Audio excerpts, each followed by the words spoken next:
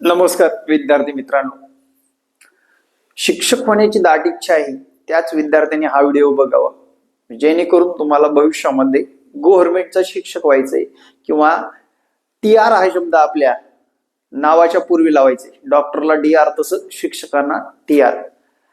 विशेष म्हणजे आता जर बघितलं 2025 ची शिक्षक भरतीची प्रोसेस आणि पुंडे सरांनी टाकलेला हा व्हिडिओ तुमच्या भविष्याला कलाटणी देणार असणार आहे. मित्रांनो, आतापर्यंत आपण बऱ्याच लोकांनी जुगाड करत परीक्षा पास होण्याचा प्रयत्न केला, पण परीक्षा पास झालेले नाहीत. TET सारख्या एक्झाम किंवा TIT सारख्या एक्झाम. आता तो पहिल्याचा काळ गेला. D.Ed B.Ed केलं मी शिक्षक झालो नाही. आता तुमचं एज्युकेशन D.Ed B.Ed आहे, तुम्ही नॉर्मली पदवी आहात, तुम्हाला या दोन परीक्षा क्रॅक कराव्याच लागणार. एक म्हणजे पात्रता परीक्षा, दुसरी म्हणजे TAIT शिक्षक अभियोगिता चाचणी. त्यासाठी लागणारं मटेरियल काय वापरावं, कशामधून अभ्यास करावं, कशा पद्धतीने करावं, आजच्या या व्हिडिओमध्ये सांगणार आहे. हा व्हिडिओ ज्या लोकांनी D.Ed B.Ed केलेला आहे त्यांना शेअर करायला विसरायचं नाही. या दोन्ही परीक्षेचं एकत्रित कसा अभ्यास करायचा आणि भविष्यामध्ये आपल्याला या परीक्षेपासून कसा फायदा होतो तेच या व्हिडिओच्या माध्यमातून सांगणार आहे. तत्पूर्वी चॅनलवर नवीन असाल चॅनलला सबस्क्राईब करा. मित्रांनो, बेस्ट 5 वाले सुद्धा आता आपल्या 3 झालेले आहेत, लक्षात घ्या. म्हणजे मागच्या 2022च्या परीक्षेमध्ये 2022 पासून ते 25 पर्यंत बऱ्याच लोकांनी D.Ed B.Ed केलेलं आहे, लक्षात घ्या. त्यामुळे कॉम्पिटिशन वाढत चाललेलं आहे. अजून 10 वर्ष आपल्याकडे आहेत, 10 वर्ष पुढले. या 10 वर्षामध्ये आपल्या नावापुढे शिक्षक ब्रँड लावायचंय. हे ज्यांच्या डोक्यात आहे, ज्यांची मेहनत आहे ते शिक्षक होणार आहेत. 10 वर्ष का सांगतो? कंटिन्युअस थोडी का होईना भरती होतच राहणार. त्यामुळे अभ्यास करणं तेवढंच महत्वाचं आहे.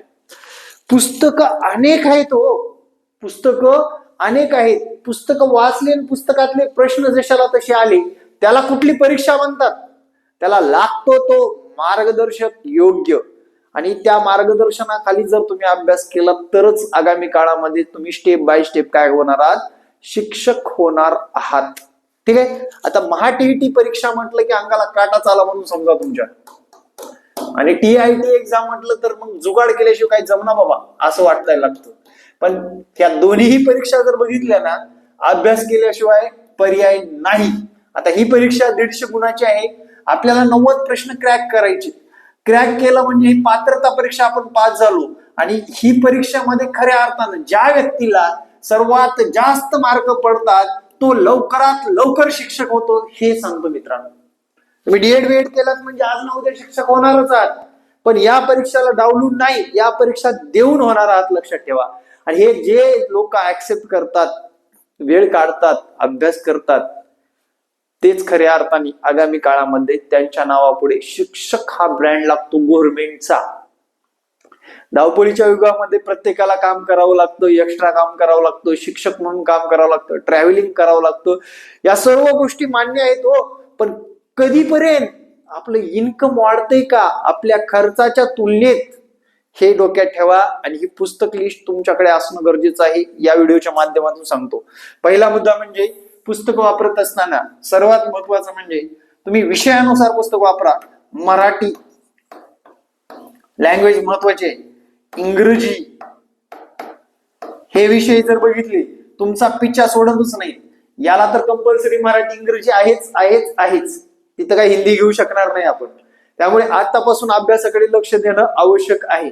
मराठी इंग्रजी या विषयासाठी तुम्ही बाळासाहेब शिंदे सरांना किंवा बाळासाहेब शिंदे सरांचे बुक वापरू शकता, दोन्ही. किंवा याच्यामध्ये मराठीमध्ये मोरा वाळिंबे सरांचं पुस्तक एकदम बेस्ट आहे. दोन्ही पैकी एक कोणतंही पुस्तक वापरा, पण तुम्हाला एक गोष्ट लक्षात ठेवा, पुस्तक वापरत असताना मागच्या प्रश्नपत्रिका आपल्या जवळ असणं आवश्यक आहे. आता सर TIT एक्झामला तर प्रश्नपत्रिका बाहेर येतच नाही, त्याचा अभ्यास कसा करावा सांगतो, त्याच्यामध्ये कसे फाटे फोडले ते पण सांगतो, लक्षात घ्या इकडे. हे झालं मराठीच्या बाबतीत. बाल मानसशास्त्र अतिशय महत्वाचा विषय, आणि या मानसशास्त्राचा या ठिकाणी सुद्धा फायदा होणार आहे आपल्याला. कुठे? TIT एक्झामला. यासाठी फडके प्रकाशन आणि पुंडे सरांच्या नोट्स वापरायला विसरू नका. पुंडे सरांच्या नोट्स मध्ये मागच्या पेपरचा आढावा घेऊन फडके प्रकाशन सुद्धा एकदम व्यवस्थित एक्सप्लेन करून जे काही उपपत्त्या वगैरे टाकलेले आहेत ते या पुस्तकाच्या माध्यमातून किंवा आपल्या नोट्सच्या माध्यमातून अभ्यास करा. फडके प्रकाशनचं 80 रुपयाचं पुस्तक वाचा. शिक्षणशास्त्र 11वी आणि 12वी हे दोन्ही पुस्तक वाचायची. 4-4 प्रश्न तुम्हाला त्यातले येतात शिक्षणशास्त्रामधले, लक्षात ठेवा. ठीक आहे. आता गणितामध्ये जर विचारात घेतलं, प्रॅक्टिस शिवाय पर्याय नाही किंवा ईव्हीएस मध्ये फार वाचन लागतं. विज्ञानामध्ये आपल्या नोट्स वापरू शकता. एनसीईआरटीचे बुक वापरायला विसरू नका. विज्ञानाच्या बाबतीत एनसीईआरटी वापरायचंय. विज्ञान असेल, मॅथ तर सरावाशिवाय होत नाही, सराव करणं गरजेचं आहे. कुठल्याही पुस्तकातून केला तरी चालेल, त्या लेवलचं असलं पाहिजे. प्रश्नपत्रिका पाहून अभ्यास करणं गरजेचं आहे. कारण बघितलं रेल्वेचा प्रश्न 13, 17, 19 त्यानंतर 24, 25 कंटिन्यू विचारले हो. मग तो टॉपिकच कव्हर करा ना तुम्ही. त्या टॉपिकचा अभ्यास एकदम परफेक्ट करा, त्याचा सराव परफेक्ट करा, जेणेकरून तुम्हाला आगामी काळामध्ये तिथे मार्क मिळवता येतील, हेच सांगतो. त्याच्यानंतर एनसीईआरटी वाचत असताना विशेष करून 7वी पासून एनसीईआरटी विज्ञानाच्या बाबतीत आणि सोशल सायन्सच्या बाबतीत वाचायची. इतिहास, भूगोल सगळं वाचायचे त्याच्यामध्ये. आता सर्वात प्रथम माझा नंबर देतो. आपले क्लासेस चालू आहेत बरं का, वर्षभर कंटिन्यू क्लासेस असतात. 2-2 तास बी अभ्यास केलात, अजिबात क्लासेसला खंड नसतो. वर्षभर लाईव्ह सेशन तुम्हाला बघता येतात आपल्या क्लासेसमध्ये. अख्ख्या महाराष्ट्रामध्ये वर्षभर कुणीच बॅच चालवत नाही, मी चालवतो. का? कारण या विद्यार्थ्यांनी आपल्याला डोक्यावर घेतलेलं आहे म्हटल्यानंतर यांच्यासाठी वर्षभर काम करायला काय अडचण आहे. ठीक आहे. वर्षभर विद्यार्थ्यांना मार्गदर्शन करत राहतो. त्यासाठी हा संपर्क क्रमांक आहे. या संपर्क क्रमांक, आता या बॅच मध्ये आपण काय केले बघा, लक्षात घ्या. या बॅच मध्ये आपण दत्तक घेतलेलं आहे त्यांना डायरेक्ट. का? 100% पासची हमी सुद्धा दिलेली आहे. तुम्ही फक्त 100% पासची हमी असा जर मेसेज केलात तर तुम्हाला त्या क्लासची डिटेल मिळून जाईल. Weekly test, topic wise test, विद्यार्थ्यांशी संपर्कात, नोट्स आणि विद्यार्थ्यांना एक वेगळं गायडन्स की जेणेकरून तुम्हाला 100% यशस्वी अभ्यास करायचा असेल तर यावर नसता बघा, दुसरा मार्ग शोधता येते का पाहू शकता. पण आपल्याकडे 100% यशस्वी होण्यासाठी तेवढ्या गाईडलाईन आपल्या पाळणं गरजेचं आहे. त्यानुसार अभ्यास करणं गरजेचं आहे. जास्त दडपण दिलं जाणार नाही.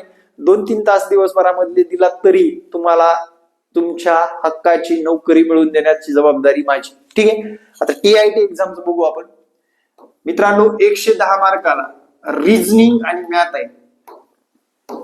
तुम्ही तुमच्या पर्समध्ये एक गणिताचं किंवा बुद्धिमत्तेचं पुस्तक का वापरत नाही, घेऊन का जात नाही? काहीच नाही. सांगतो काय करायचं. जे लोक 5वी नवोदय व 8वी स्कॉलरशिप शिकवतात त्यांना TIT एक्झामचा अनुभव सांगा. मित्रांनो, इथेच गेम आहे, लक्षात ठेवा. यातलेच प्रश्न तुम्हाला फक्त लेवल हार्ड करून विचारतात. 5वी नवोदय आणि 8वी पासून सुरुवात करायची. ते पुस्तकं तुमच्या बॅग मध्ये असली पाहिजे. ते सर्वात प्रथम रेफर करायचे.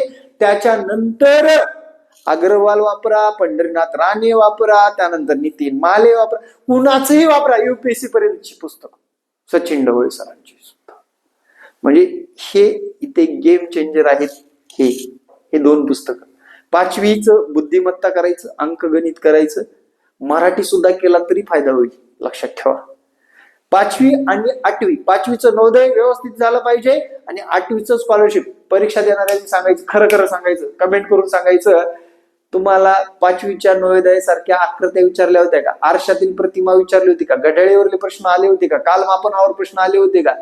बोर्ड मासावरले प्रश्न आले होते का? अरे कुठला आहे ते? इथे आहे इथे. आणि त्याचा सराव तुमचा महत्वाचा असतो. तो सरावच आपण वर्षभर घेत असतो. 1-2 दिवस किंवा मॅरेथॉन करून होत नाही बाबा. वर्षभर करावा लागतो. ते करणं गरजेचं आहे. कशामध्ये? TIT एक्झाम मध्ये. बाकी विषयासाठी जर पुस्तक वाढलं, बाजारामध्ये शशिकांत अन्नदातेचं जे बालमानसशास्त्र वापरू शकतात, ते कल आवड समायोजन वापरू शकतात. त्याच्यावर काय 10, 12, 15 क्वेश्चन इकडे तिकडे फेकून मारलेले असतात. लँग्वेज साठी तुम्ही TET-लाच अभ्यास करत असताना हे विषय निवडून केला म्हणजे तुम्हाला TIT-ला त्या विषयातले जे काही प्रश्न येणार आहेत ते कव्हर होऊन जातात. चालू घडामोडी आणि अपडेटेड राहणं गरजेचं असतं बाकीच्या विषयामध्ये. सर 2026 ची परीक्षा होईल का? यस, होणार. काय परीक्षा होणार? क्लास चालावा म्हणून सांगत नाही. उच्च न्यायालयाचा आदेश आहे. दरवर्षी TET 2 वेळेस आणि TIT 1 वेळेस आणि जून 2026 मध्ये ऍड आलेली दिसेल, त्यावेळेस डोक्याला हात लावू नका, आत्तापासून अभ्यासाला सुरुवात करा. गरजेचं आहे. क्लास माझाच लावा म्हणत नाही मी, कुठेही लावा, पण अभ्यासाला खंड पडू देऊ नका. तात्पुरता अभ्यास करून आपण आता शिक्षक होणार नाही, नशिबाच्या भरोश्यावर राहून शिक्षक होणार नाही. भले मोठे एवढे पुस्तक आणलो, जशाला तशी प्रश्न विचारत नाहीत, त्याला लागतात त्या ट्रिक्स. कारण 200 मार्क आहेत, 200 प्रश्न आहेत आणि 2 तासामध्ये कव्हर करून आपल्याला घरी यायचंय म्हटल्यानंतर वर्षभर मेहनत केलेली 2 तासात दाखवून द्यायचे. यासाठी अभ्यासामध्ये खंड जर पडला तर तुमचं स्वतःचं नुकसान होणार आहे. घरांच्या किमती वाढत चाललेले आहेत, मुलांच्या शिक्षणाचे पैसे वाढत चाललेले आहेत, पण आपलं इन्कम त्या प्रमाणात वाढतंय का याच्याकडे जाणीवपूर्वक लक्ष द्या. 5-10 हजाराच्या जॉब मध्ये आयुष्य घालवण्याऐवजी थोडे 6 महिने तुम्ही माझ्यासाठी द्या किंवा या परीक्षेसाठी द्या. 6 महिन्यामध्ये तुमचा रिझल्ट तुमच्या कागदावर दिसेल आणि विद्यार्थी मित्रांनो, तुम्ही पास झालेला असाल आणि तुमचा एखाद्या वर्षामध्ये गव्हर्नमेंट ब्रँड लागेल तुमच्या अंगावर. एवढंच या व्हिडिओच्या माध्यमातून सांगतो. जय महाराष्ट्र. धन्यवाद विद्यार्थी मित्रांनो, भेटू नेक्स्ट व्हिडिओ मध्ये. धन्यवाद.